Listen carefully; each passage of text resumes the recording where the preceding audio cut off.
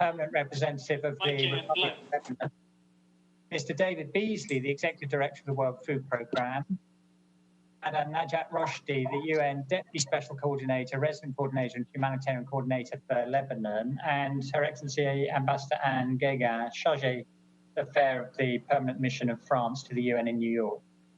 The Beirut blast brought death and destruction to a country already grappling with serious challenges. The humanitarian response has been swift and wide-ranging. It's just the first phase in what will be 3 elements of the needed response. The second, recovery and reconstruction, will cost billions of dollars and require a mix of public and private finance. The third element is responding to Lebanon's pre-existing socio-economic crisis, which was already exacerbated by COVID-19. Tuesday's blast will have repercussions far beyond those we see in front of us now. Donors, international financial institutions, and the wider international community should come together and put their shoulder to the wheel. We will best serve the Lebanese people with a collective response. This blast ripped through any pretense that all is well in Lebanon. The Lebanese people have strong so many and for so long, telling us that they've had enough. As they steel themselves for a long and difficult journey, we must remain by their side, offering our resources and our influence as well as our hearts. I'm now delighted to give the floor to the Secretary General, who I think will be with us until 11:30, when he'll have to leave for some other commitments. Mr. Secretary General, you have the floor. Very much, dear Mark. Excellencies, ladies and gentlemen, I want to express my total solidarity with the people of Lebanon in the aftermath of the horrific explosion that destroyed the port of Beirut and part of the city last Tuesday. I offer condolences to the families, loved ones of the much more than 150 people who were killed, and the full recovery to the many thousands of injured. Even now, almost a week later, many people remain missing. The blast was truly shocking. In an instant, it flattened vital infrastructure and shattered windows near and far. Surrounding neighborhoods were leveled. Many thousands are now homeless. 3 hospitals were left inoperable, and 2 more sustained substantial damage. Dozens of other health facilities were damaged, and those that remain are overwhelmed with casualties. The blast produced a colossal toxic cloud that was visible for miles, and the shock waves were felt across the city and indeed across the Mediterranean. The economic, social, and other reverberations will be felt for some time to come. The United Nations has undergone a swift and wide-ranging response. The Office for the Coordination of Humanitarian Affairs helped to organize the deployment of experts from the International Search and Rescue Advisory Group and the United Nations Disaster Assessment and Coordination System to help first responders in Beirut. A plane carrying 20 tons of the World Health Organization health supplies landed in Beirut on Wednesday to cover 1,000 trauma interventions and 1,000 surgical interventions for people suffering from injuries and burns as a result of the blast. Within hours of the blast, the resident coordinator and humanitarian coordinator for Lebanon released $9 million from the Lebanon Humanitarian Fund to address immediate needs.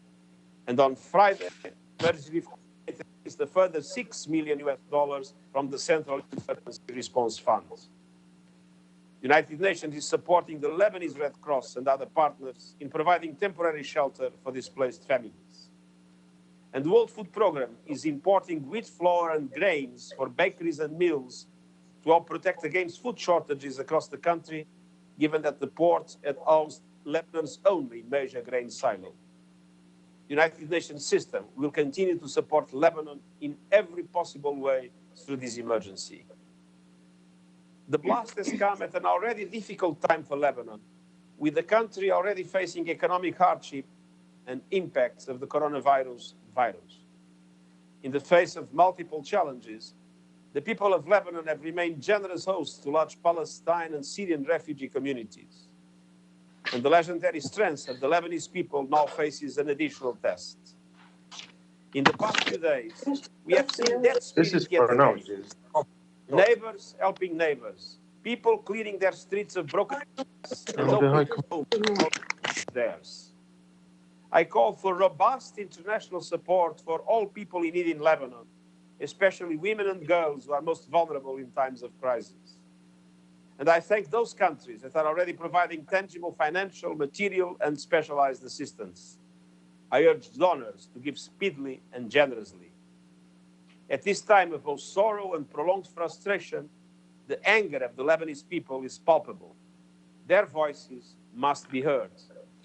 It is important that a credible and transparent investigation determine the cause of the explosion and bring about the accountability demanded by the Lebanese people. It is also important that reforms be implemented so as to address the needs of the Lebanese people for the longer term. Excellencies, let us build on the initiative of President Macron of France, with whom the United Nations yesterday co-convened the International Conference on Support to Beirut and the Lebanese people. The conference generated much-needed financial support and reaffirmed the commitment of Lebanon's many partners, including world leaders, international humanitarian organizations, and key multilateral and regional financial institutions. We are assessing the results and are committed to quick and effective follow-up. The catastrophe is huge. The sense of loss and even disbelief is profound. But Lebanon is resilient. Lebanon has immense spirit and will. Perhaps most of all, Lebanon is not alone. The United Nations will stand with Lebanon to help alleviate the immediate suffering and support its recovery. This is a moment for solidarity, and it is the time to change things for the better, and I thank you. Secretary General, thank you very much indeed. Can I remind everybody again, please, to keep your microphones muted until I call you to speak. And I'm pleased now to give the floor to His Excellency, Mr. Tijani Mohammed Bandi, the President of the General Assembly. Mr. President, you have the floor. Excellencies, ladies and gentlemen, I thank the United Nations Office for the Coordination of Humanitarian Affairs, OCHA, for organizing this virtual briefing on the humanitarian situation in Lebanon. Let me begin by extending my heartfelt condolences to the people and government of Lebanon, most especially families of those that lost loved ones in the horrific explosion that rocked the port of Beirut on 4 August 2020. My thoughts and prayers are with all who are suffering. To those injured in the blast, I wish you a speedy recovery. Excellencies, the images streaming in from Beirut shocked us all. The devastating impact of last week's tragedy makes it imperative that the international community stands beside the people of Lebanon, who have generously hosted thousands of refugees for years. We must respond by providing the necessary humanitarian assistance to alleviate the immediate suffering and to support the Lebanese people as they embark on the road to recovery. The needs are enormous and deep. Lebanon has faced multiple challenges in recent times, among them economic hardship and the COVID-19 pandemic. This tragic incident has only worsened an already difficult situation. We must mobilize all assistance we can to enable the country to wade through these difficult times and come out the current crisis much stronger. I wish to express my appreciation to the government of France for co-convening yesterday's international conference on support to Beirut and the Lebanese people. My thanks to all countries that have already responded and are continuing to respond by extending financial and other assistance to Lebanon. I urge others to follow suit by funding the ongoing humanitarian response. Excellencies, I welcome the effort by the World Bank, which in its recent announcement promised to reprogram existing resources and explore additional financing to support rebuilding lives and livelihoods of people impacted by the crisis. This indeed is crucial to facilitating recovery efforts as well as to strengthening the resilience of the people and the country of Lebanon in general. The swiftness of the global response, underscored by the outpouring of solidarity that has continued to trail the incident, demonstrates that multilateralism is not only viable for resolving conflict and building consensus, but it is also a veritable means for supporting one another in times of need. We should remain steadfast in our collective determination to provide the necessary help and support to prevent crises of this magnitude in the future.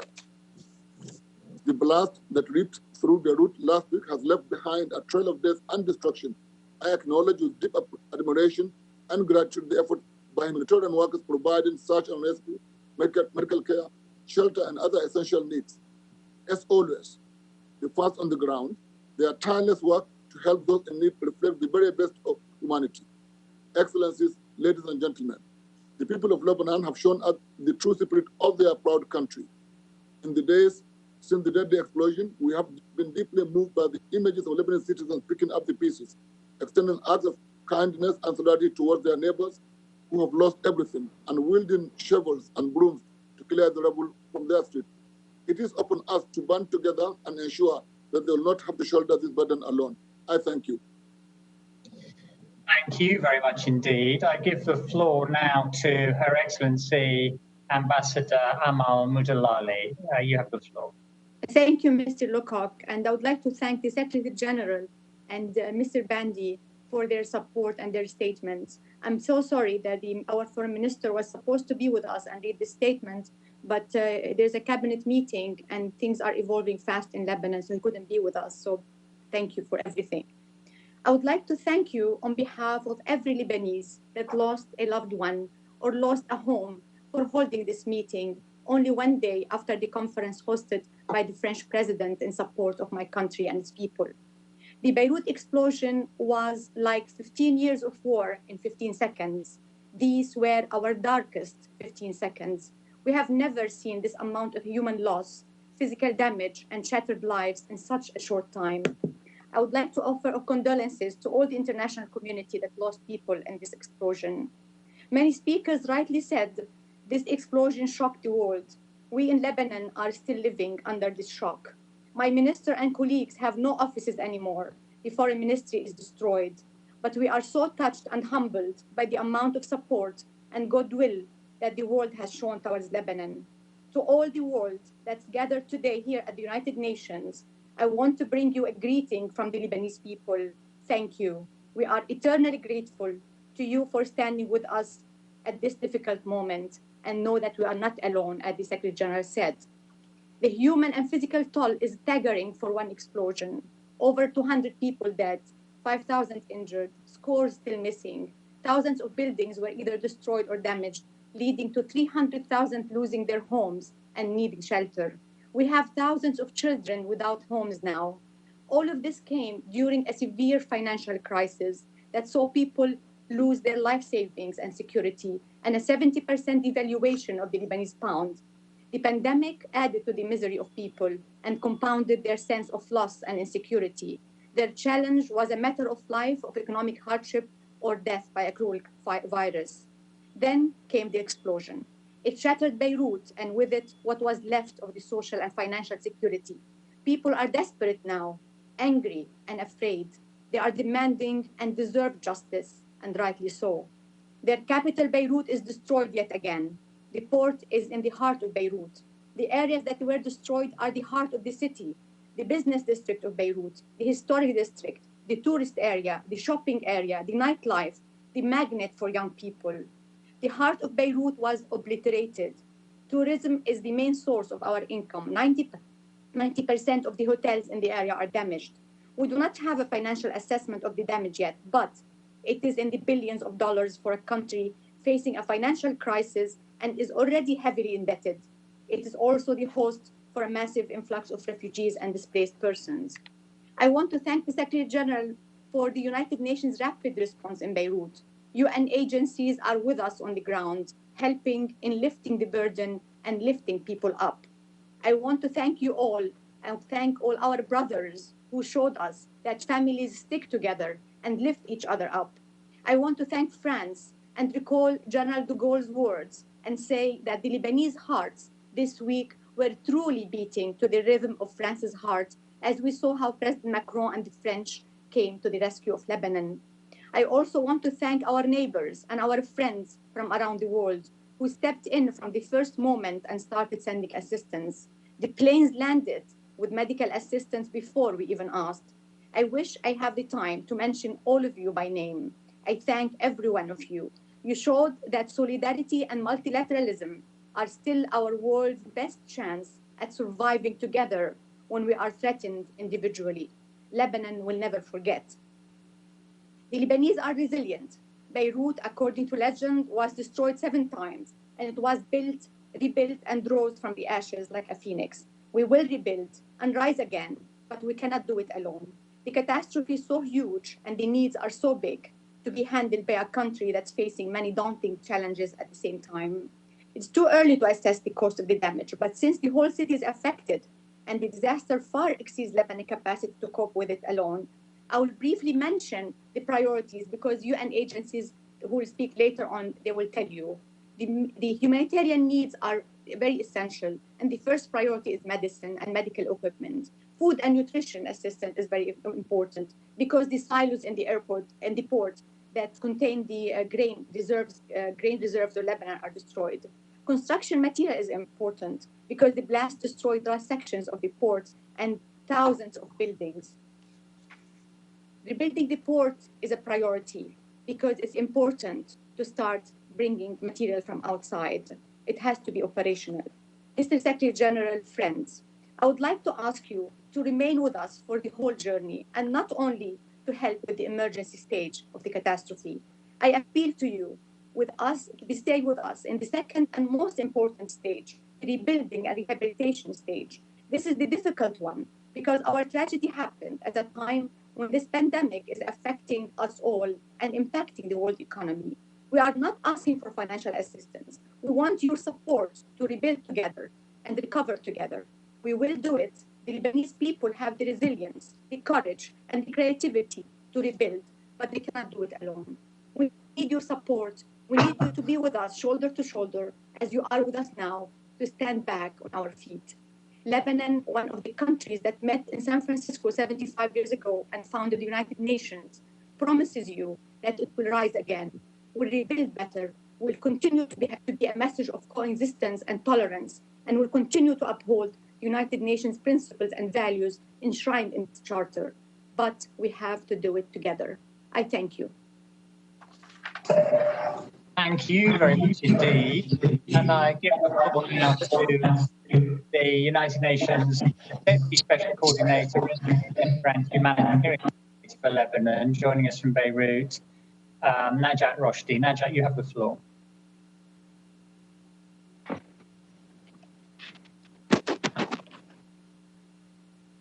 Thank you very much, Mr. Secretary General, Excellency President of the General Assembly, Excellency Ambassador Mudalali, Undersecretary General Lowcock, Undersecretary General Bisley, Excellencies, ladies and gentlemen.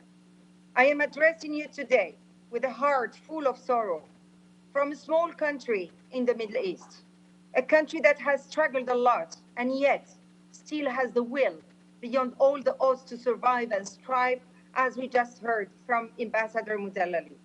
6 days ago, as you all know, on Tuesday, 4th of August at 6 p.m., a warehouse at the Beirut port exploded, shattering the city and the hearts of the people of Lebanon and pushing them further to the brink. Reports indicate that over 200 people were killed and an additional 6,000 people were injured. Damage is extensive and not restricted to the port area. It has affected the city at the center of the economic activity, destroying numbers of commercial and residential neighborhoods. Within seconds, all we know of Beirut has been replaced by apocalyptic images of destruction, fear, and sorrow. Beyond Jmeizeh, Ashrafiyeh, and Hamra, other areas such as Jitawi, Karantina, Burj Hamoud, Naba, and Karmel Zaytun, where large number of underprivileged families are living in often overcrowded conditions, have also been heavily damaged. As a consequence, scores of families, 300,000 according to government preliminary estimates, have been left homeless, now displaced with families and friends, and for many, still living in their damaged and sometimes dangerously affected homes. Sadly, beyond Beirut, it is the functioning of the entire country which has been affected. Let me give you an idea of the impact and magnitude of the crisis on people's lives. At least 15 medical facilities, including 3 major hospitals, sustained partial or heavy structural damage at the worst possible time as COVID-19 cases are peaking. Damage to primary health care centers are also jeopardizing routine health services, including for children. This is compounded by structural damage of the blasts on the Ministry of Health warehouse, putting the stock of acute and chronic medicines as well as vaccines at immediate risk of being damaged or unusable. 120 schools have been damaged, straining further the chance of 50,000 children to go back at the beginning of the school year. This adds to the trauma of the 80,000 children whom, as estimated by UNICEF, are now displaced. The port, which handled 80% of the country import, has been de facto rendered inoperable. 120,000 metric tons of the country's staple food stock stored at the port, including wheat, soy, and other beans, have been destroyed along with the grain silos. There is now 4 to 6 weeks of grain reserves in the country, much less than the standard 3-month supply to ensure food security. The explosions happened as Lebanon faces a multifaceted crisis. In recent months, economic contraction, increasing poverty, and rising prices have compounded needs among Lebanese and non-Lebanese communities, including the Palestinian and Syrian refugee population in Lebanon. Social tensions continue to grow in many parts of the country, and the crisis that has injured has led to the traumatized people to be less attentive, unfortunately, to COVID-19 preventive measures. In such a challenging context, and as the explosions have also affected the aid community in Lebanon, I would like to commend the engagement and the work of the national and international NGOs, as well as the United Nations personnel who have been involved in the response from the very first moment, demonstrating a remarkable sense of service and dedication to save lives. The United Nations and NGOs in country are engaged in concerted and coordinated efforts to support the national response to the explosions.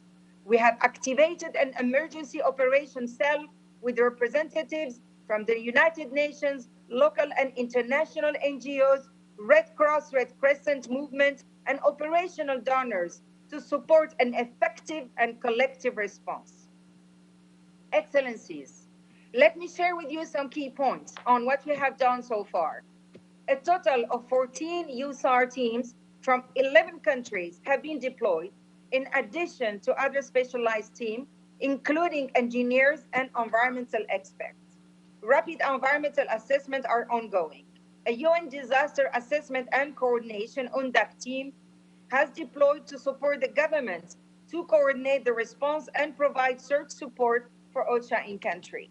Rapid assessment of damage on hospitals and primary health care were undertaken. Primary health care, mental health support, and mobile medical teams have been prioritized. Assistance for more than 1,000 trauma cases was provided, including through emergency medical teams. More than 1,000 surgical interventions were undertaken. Medical equipment and supplies, including PPEs, have been procured. The relocation of all medicines and supplies from the damaged MOPH warehouse in Karantina near the blast site has been completed. Stockpiling has been ensured in a safe and adapted location inside the Rafi Hariri University Hospital premises. Mobile medical units are being used as an outreach to target people with specific needs and older people mainly. Youth volunteers, including 300 mobilized by UNICEF, are removing debris across affected areas to facilitate people's return to their homes. Some emergency shelters kits are being distributed, while a limited number of temporary collective shelters have been set up. Assessments are ongoing in coordination with Beirut and Mount Lebanon, water establishment, to understand the impact on infrastructures. The port pumping station was reoperated by BML water establishment the day after the blast. Hygiene kits and baby kits are being distributed. Water tracking and dislodging is provided in LRC support points. WFP has allocated an additional 5,000 food parcels for families affected by the blast. Each parcel is sufficient to feed a family of 5 for 1 month. A number of local NGOs and CSOs are operating street kitchen and serving hot meals alongside many private initiatives. Work is ongoing to ensure all children who had been separated from their families in the blast have been reunited. Psychological support is available and being offered. ICRC is supporting families still searching for their loved ones. Excellencies, in the name of generosity, in the name of solidarity, everyone should stand behind the people of Lebanon. Those people who have welcomed Palestinian and Syrian refugees with open arms and open hearts for years and years deserve our full support. I thank you very much for your time and for this opportunity to share with you what I have been witnessing from the tragedy affecting the people of Beirut. Secretary General, Undersecretary Lowcock, Undersecretary Beasley, I take the opportunity also to thank you for the support that has come from the entire United Nations system towards the country team in Lebanon.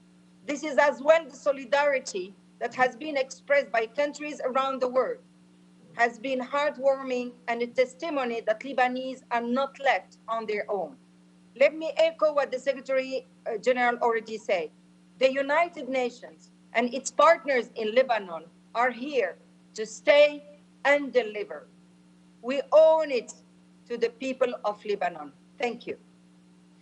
Thank you, Najat, very much indeed for your briefing and also for your leadership over the last week. I hope everybody knows that you're yourself by this explosion and your leadership has been outstanding in the way.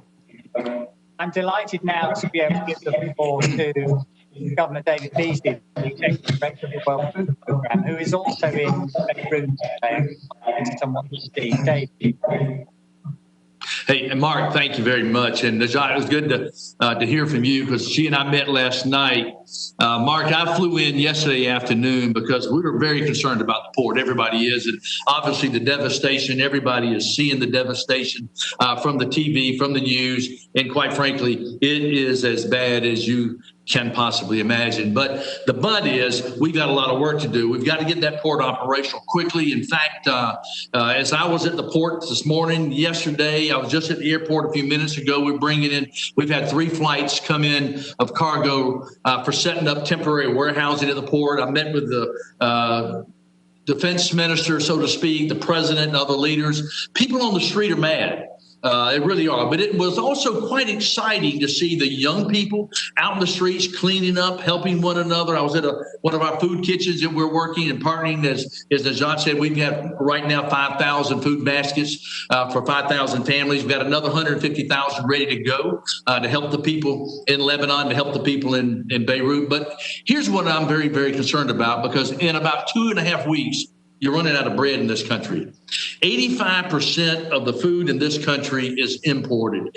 85% of the grain, the wheat, comes through the Beirut port. That's gone. And so what we've got to do, and this is why it was so exciting to be on the ground to see the reality so that we can determine how we can get, at least on a temporary basis, part of the port operational for bringing in wheat, for bringing in the grains. And in fact, we've already diverted a ship. We will have 17.5 thousand metric tons of wheat flour here within 2 weeks, and that's going to put bread on the tables of all the people in Lebanon, and that'll give us a bread supply for 20 days. While we're doing that, we've got a 30-day supply of about 30,000 metric tons of wheat that'll be bringing in, and then another 100,000 over the next 60 days after that. But to do some of this, we're going to need that port to be operational on a temporary basis. And that's why we're appealing to the donors to step up now. We're already getting the support that we believe that we need to set up temporary warehousing,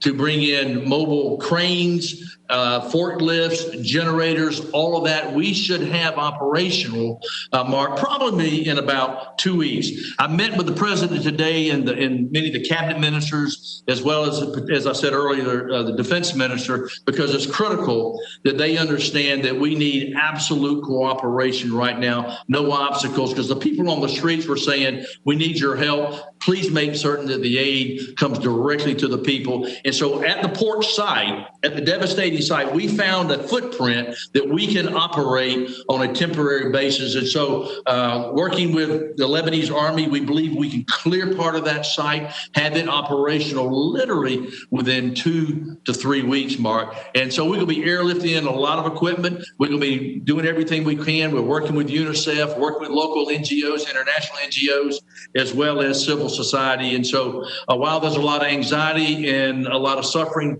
there is also a lot of hope and opportunity. And Mark, this window we've got to take advantage of to help the people in Lebanon. They have suffered enough from already economic deterioration. Food prices have tripled in the last year, along with COVID, and now we got this devastation. But you know, the people in Lebanon, they're incredibly resilient. And so I'm hoping the international community will truly step up and let us work with the people here to bring hope and keep the suffering down to a complete minimum. So, Mark, turn it back to you. Thank you. Well, thank you very much indeed, David. We turn now to Her Excellency Ambassador Anne Guégan, the Chargée d'Affaires for the mission of France. You have the floor. Thank you very much. Excellencies, Lebanon is going through a crisis of exceptional dimension as the blast of last Tuesday came on top of an already very dire economic and social situation. And Lebanon is in need of urgent and sustained international support. We all stand in full sympathy, solidarity, and also in awe of the courage and resilience of the Lebanese people. We thank very much OCHA and the Lebanese Permanent Mission for organizing today's briefing, and are honored by the presence of the Secretary General, the participation of the executive directors of UNICEF and WFP, and by the presence of several distinguished foreign ministers, in particular from Algeria, Jordan, Egypt, and the Deputy Minister of Italy. Excellencies, as you know, after visiting Beirut on Thursday in the wake of the tragic explosions that took place Tuesday, President Macron took the initiative of organizing together with the United Nations a meeting, an international conference yesterday, which gathered world leaders and in order to express our joint support for the Lebanese people. From preliminary tally, it seems that more than 250 million euros were pledged yesterday in favor of the Lebanese people and all those affected by the tragic explosions last week. We, as France, express our full solidarity with the Lebanese people, and we are commending the UN system coordinated and direct response to the catastrophic events of last week. I think what has happened has shown, concretely the one UN in action, and we welcome particularly the leadership of OCHA and of the resident coordinator Najat Rushdie on the ground. For our part, France has organized 8 aerial rotations since last week, bringing medical teams and material, as well as logistical assistance to the ground. 2 ships are on their way, and we have pledged more than 30 million euros in humanitarian relief, with an additional 63 million euros through the channel of EU funds. Excellencies, as the pen holder on Lebanon at the Security Council, France will also make sure that UNIFIL is in a position to support the efforts of the Lebanese to respond to this catastrophe. And to conclude, as the final statement of yesterday's international conference confirmed, the international community Lebanon's closest friends and partners will not let Lebanese people down, and you can count on France's continued engagement as we look forward to the consolidated needs assessment of the UN system. Thank you very much. Thank you very much indeed. Now we move into statements from other member states. There are about 50 member states who have indicated that they would like to take the floor. And as it happens, we have about 50 minutes left of the allocated time for the meeting. So I hope the arithmetic is not too complicated. I'm delighted firstly to call on His Excellency, the Minister of Foreign Affairs from Egypt, Mr. Sameh Shukri. Excellency, please go ahead, you have the floor.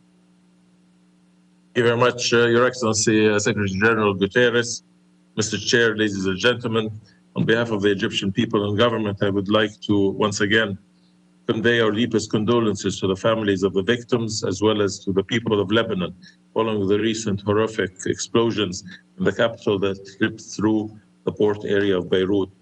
We are gathered today at the backdrop of, to say the least, another challenging situation facing our sisters and brothers in Lebanon, and to emphasize our commitment to support Lebanon at this difficult juncture in its response to this calamity. I would like to take, in this regard, to commend all who have taken the initiative to provide the necessary support to the Lebanese people and to the various agencies of the United Nations that are coordinating and providing the necessary assistance. The government of Egypt is undertaking to do its utmost to help the Lebanese people overcome the devastating impact of the explosions. Accordingly, an air bridge was established to provide the Lebanese people with the relief materials and medical teams in coordination with the Egyptian military field hospital that has been operating in Lebanon since 2006. Moreover, our embassy in Beirut is conducting field visits in coordination with the Lebanese authorities to identify the needs and possible response in different areas.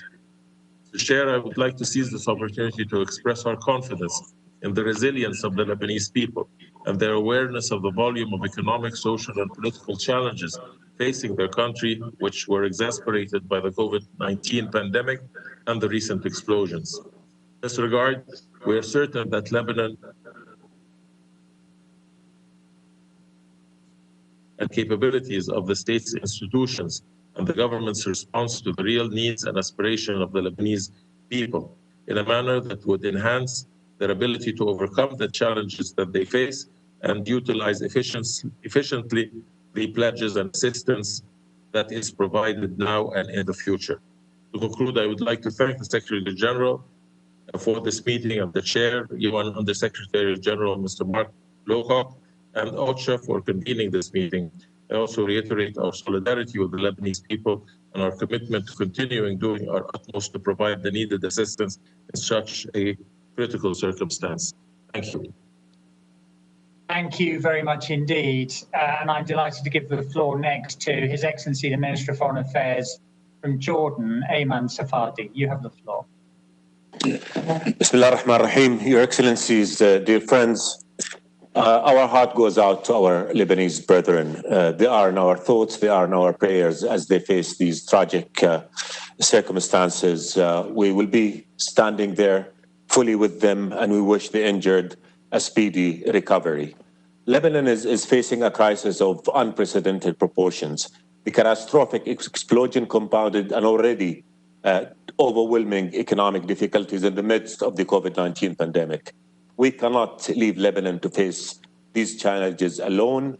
International support is critical in helping our Lebanese brethren prevail over these difficult challenges.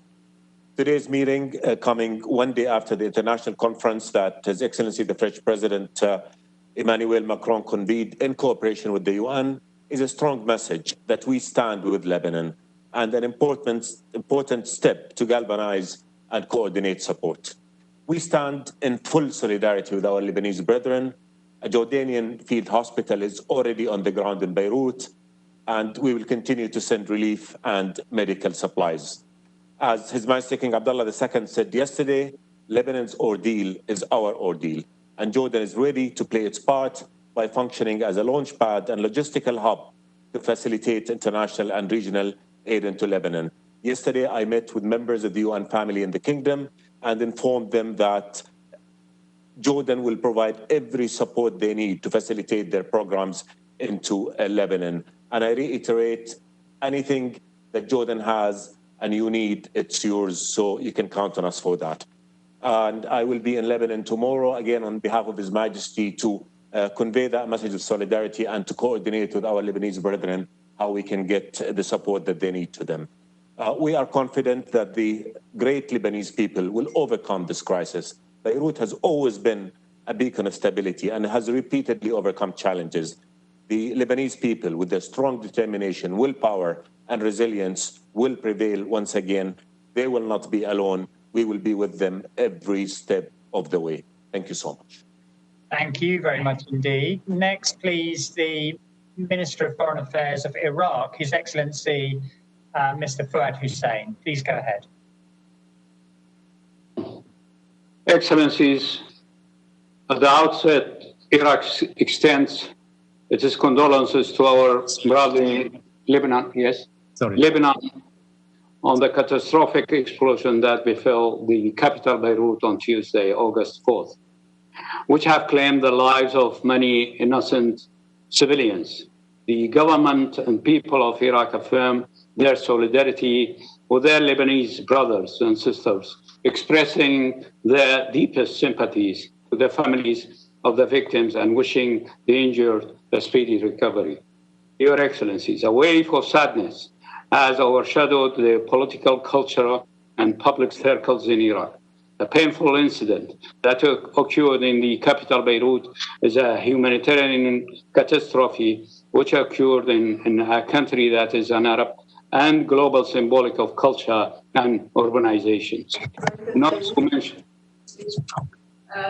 to mention a great economic loss to Lebanon, which is already under difficult current circumstances. Here we call upon the international community and all friendly and brotherly countries to provide urgent support and by any means necessary to Lebanon to overcome this painful incident. My country, confirming its long-standing support to Lebanon in all international regional forums, consolidating the sincere brotherly bond between the two nations, despite the exceptional circumstances that Iraq is going through. Iraq has expressed its readiness for any assistance that our brothers in Lebanon deem necessary, and confirming that the Iraqi people stand with their brothers in Lebanon during this calamity. In this regard, and upon direction of the Prime Minister Mustafa al-Kadhimi, the Iraqi government dispatched immediately after the painful incident a high-level delegation headed by His Excellency the Iraqi Minister of Oil, the Deputy Minister of Health, accompanied by a number of doctors in general and specialized surgery on a plane loaded with what amounts to 20 tons of medical and health materials, as well as fuel convoys, began to depart from Baghdad to Beirut across the Syrian border. We ask God to bring peace back to Lebanon and that the wounds may heal in the best way possible. We reaffirm the commitment of the Iraqi government to be a partner and the best aid to Lebanon in this ordeal. Thank you very much. Thank you very much indeed. Next, please, the Vice Minister for Foreign Affairs and International Cooperation from Italy, Madame Emanuela Del Rey. Please go ahead. I wish to thank the Secretary General, and of course I thank you, Mark, and I also thank Nayab for convening this timely meeting and for providing us with a very informative briefing. We really share your concerns. Dear friends, just the 4th of August has deteriorated the already dire humanitarian situation in the country. Every Italian has been shocked by the proportion of the catastrophe and is worried for the population. As a long-standing friend and partner of Lebanon, Italy has immediately responded to the most pressing needs.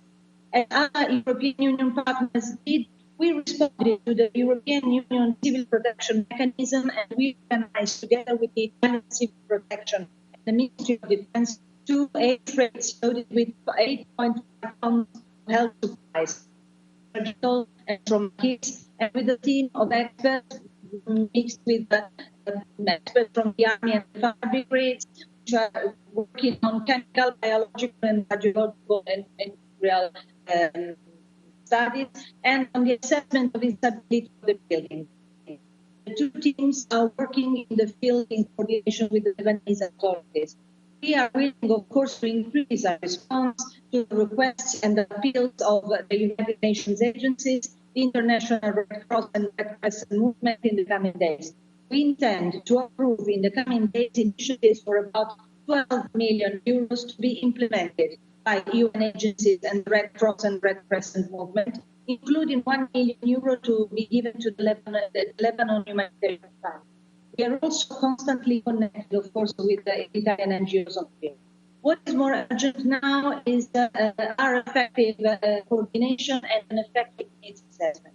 We commend OCHA for monitoring the situation and humanitarian needs on the ground. We are encouraging at national level different sectors from civil society to provide assistance only in response to immediate and clear needs in order to avoid overlappings, which is a concern. We will consider further in-kind initiatives on the basis of the ongoing needs assessment. I just want to conclude by saying that Italy stands with the people of Lebanon. Dear friends, we have a huge responsibility. As our Premier Conte said yesterday, this anguishing event could be turned into an historical opportunity to rebuild unity within the country. It is to us not to miss this opportunity. Thank you very much. Thank you very much. Next, please, the Vice Minister, I beg your pardon, the State Minister for Foreign Affairs from Qatar, His Excellency Sultan bin Saad Al Maraiki. Please go ahead. Assalamu alaikum wa rahmatullahi wa barakatuh. Mr. Chair, we appreciated the participation of His Excellency the Secretary General in this meeting to highlight the gravity of this disaster. On behalf of the State of Qatar, I would like first of all to present our deepest gratitude to His Excellency the Undersecretary, Secretary General for convening and leading this conference at such short notice to highlight the gravity and the state of emergency caused by this disastrous accident. I would like at the outset to convey to the government and people of Lebanon our heartfelt condolences for the victims and our wishes for soon recovery for the injured. The unfortunate disaster comes at the time when Lebanon is already facing severe circumstances and difficulties. It therefore needs the support of the international community to overcome this critical time. During the virtual donors conferences convened yesterday and co-hosted by His Excellency the President of France and His Excellency the United Nations Secretary General, His Highness Sheikh Tamim bin Hamad Al Thani, Emir of the State of Qatar, emphasized the brotherly ties and solidarity with Lebanon and its people. On this occasion, His Highness announced a $50 million donation from Qatar toward the international community efforts to ease the impact of this disaster. Further participation in the international effort for reconstruction of Beirut will be determined. Within hours, Qatar cargo airplane took off to Beirut carrying medical supplies, followed by more aircraft with equipment and installation of 2 complete field hospitals. As a search and rescue team consists of 50 experts from our internal security forces also headed to Beirut. A disaster like this is unfortunate, but will be overcome with the determination of Lebanese people and the support of the international community. Thank you so much. Thank you very much indeed. Next, the United States, Ambassador Gareth Norman, please go ahead. Thank you, Mark, very much. And I really appreciate the briefings by Najat and Governor Beasley. The U.S. government and the American peoples extend our deepest condolences to all those affected by this tragic event. We stand in solidarity with the people of Lebanon during this difficult time. The Lebanese people are among the most generous in the world. Over the last decade, they have welcomed over 1 million refugees just from Syria alone. And now we are committed to do all we can to help the Lebanese people in their hour of need. We recognize the urgent requirements for emergency medical support, shelter materials, psychosocial support, food assistance, and much more in the coming days. On Friday, the United States announced $17 million in funding for the emergency response. These funds bring the humanitarian aid provided by the American people in Lebanon since September 2019 to a total of $403 million. Initial U.S. aid includes 6 international emergency health kits that can support 60,000 people for 3 months. Our aid will also provide emergency food assistance for 50,000 households for 3 months. In addition to this first contribution, a U.S. team of disaster response experts has been deployed in support of the government of Lebanon and in coordination with the United Nations. We appreciate the UN's immediate release of money from the Central Emergency Response Funds and Lebanon's country-based food funds. The United